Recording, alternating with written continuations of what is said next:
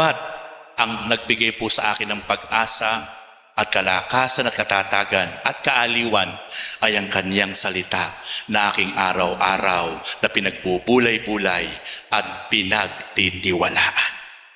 Kaya mga kapatid, sa umagang ito, ang napakahalagang dapat nating gawin, declaration against anxiety.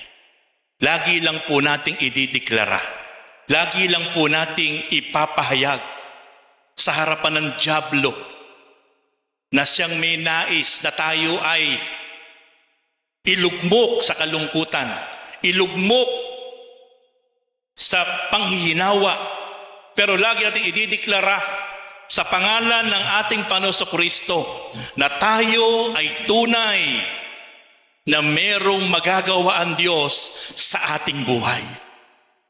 Huwag po tayo magpapadala